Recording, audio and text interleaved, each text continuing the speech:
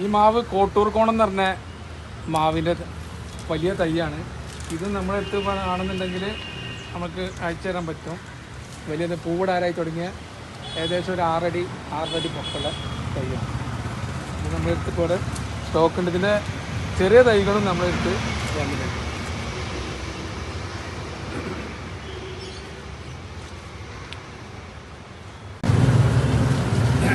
ഇത് മിയാസാക്കി എന്ന് പറയുന്ന മാവിൻ്റെ തൈകളാണ്.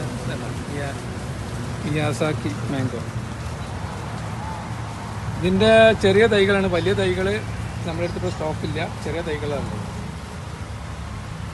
ഇത് ബനാന പിങ്ക് മാവിൻ്റെ തൈകളാണ്. കുറച്ച് വലിപ്പമുള്ള വലിയ മാങ്ങകളുണ്ടാകുക ബനാന പിങ്കാണ്. കുറച്ച് വലിപ്പമുള്ള തൈകൾ തന്നെയാണ്. ഒരു ഏകദേശം 4-5 അടിയോളം പൊക്കമുള്ള വലിയ തൈകളാണ്. ഇത് കാലാപ്പാടി എന്ന് പറഞ്ഞ